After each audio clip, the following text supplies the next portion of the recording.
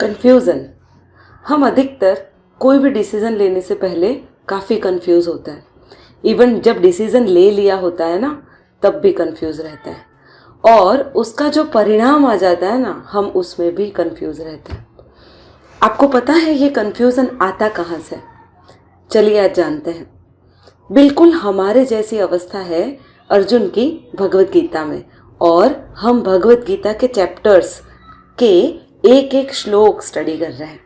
अध्याय है 3, जिसे कर्म योग कहा जाता है, और उसका है श्लोक नंबर 2, जिसमें अर्जुन कृष्ण से सेम उसी कंफ्यूजन के बारे में बात कर रहे हैं। अब उस श्लोक को देखने से पहले हम अर्जुन का अर्थ समझते हैं।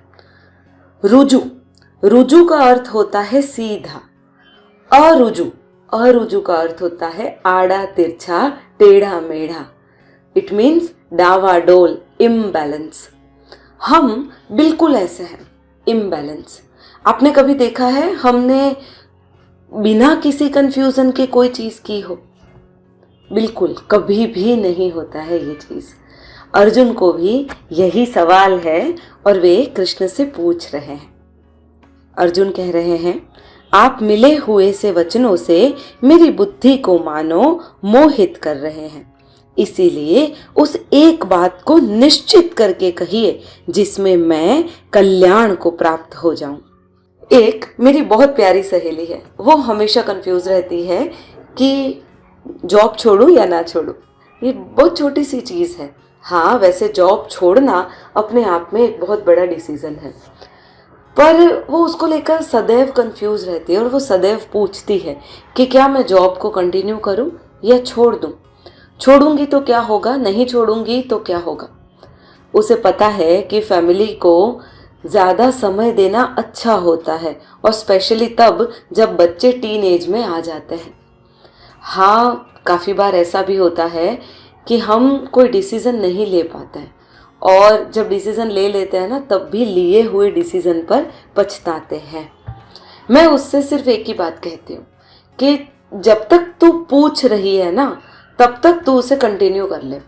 जिस दिन तुझे लगे ना कि अब कंटिन्यू नहीं कर सकती, बिना किसी से पूछे ऐसे ही छोड़ के आ जाना। इसे कहते हैं क्लैरिटी। अब आपको क्या लगता है, श्री कृष्ण ने सांख्य योग, जिसे ज्ञान योग कहा जाता है, क्या उसमें अर्जुन को ये नहीं बताया कि ये सारे शरीर हैं केवल, आत्मा तो अमर है, आत्मा मरती नहीं है। उन्होंने तो बहुत सारा एक्सप्लेनेशन दिया है कि आत्मन काम कैसे करता है, योगी कैसे रहता है, कर्म योगी किसे कहते हैं। सारा एक्सप्लेनेशन अर्जुन को उन्होंने दे दिया था, पर अर्जुन अभी भी निश्चय चीज ढूंढ रहा है। वो अभी भी निश्चित नहीं है। वो अभी भी ये कह रहा है कि मुझे, अगर इस युद्ध करने के लिए आप कह रहे हैं तो यह युद्ध खराब है। कृष्ण ने युद्ध के बारे में तो उसे कुछ कहा ही नहीं। कृष्ण ने तो ये कहा कि हमें जो करना था वो हम कर चुके हैं। ये एक ऐसी सिचुएशन आके खड़ी है जिसमें तुम्हें लड़ना ही पड़ेगा, तो पीछे मत हटो। अब जब काम करने का समय आया है तो कर लो। अब इससे ज्यादा कोई निश्चित तौर पे किसी को कैसे कह सकता है? पर फिर भी अर्जुन है कि हमारी तरह डावाडोल होता रहता है। मुझे तो ऐसा लगता है कि इन्हीं की वजह से हमें ये पूरा शास्त्र मिला है। आपको पता है, अगर कृष्ण से सवाल नहीं पूछे जाते, कंफ्यूजन बताया नहीं जाता, तो क्या भगवत गीता हमें मिलती? नहीं मिलती। हमें हमारी पूरी लाइफ के जो भी सॉल्यूशंस है, क्या वो मिलते? नहीं मिलते। आइए एक एग्जाम्पल देती हूँ। एक बौद्ध मॉन्क थे, अंतिम सांसें ले रहे थे, पर बिल्कुल शांत थे, टेंशन नहीं थी उनको। अधिकतर लोग अंतिम सांसें लेते वक्त स्ट्रेस में होते हैं, पर वे नहीं थे। वे बस अपनी सांसों को देख रहे थे, आते और जाते हुए। उनके आसपास काफ़ी लोग इकट्ठे हो गए थे। कुछ उनके मित्र थे जो आस्तिक थे, कुछ थे जो नास्तिक थे। अब जो एक आस्तिक मित्र और दूसरा नास्तिक मित्र, उन्होंने प्रश्न पूछा कि बताओ, तुम इतने शांत कैसे हो? तो उसी मॉन्क ने कहा कि आस्तिकता में मृत्यु का अर्थ क्या होता है।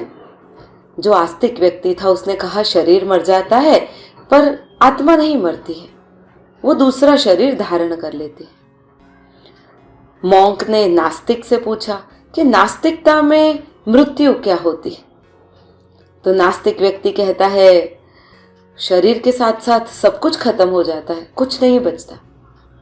तभी वो मॉन्क कहता है अगर कुछ नहीं बचता तो मैं किसे बचाऊं, किस चीज की चिंता करूं, और अगर मैं बच ही जाता हूं आत्मा के रूप में तो मैं फिर शरीर की चिंता क्यों करूं। इसी वजह से मैं पूरी तरह से शांत हूं। पर क्या ये शांति अर्जुन में है? वो तो अभी भी वही प्रश्न कर रहा है कि मैं क्यों लड़ूं। हम भी तो यही करते हैं। हम बहुत सारी चीजें सिर्फ कंफ्यूजिंग मोड में ही करते हैं। आपको अगर आपके कंफ्यूजन से बाहर आना है तो आपको भगवत गीता को उसी तरह से पढ़ना पड़ेगा जैसे मैं पढ़ रही हूँ, हर एक श्लोक को धीरे धीरे समझ के।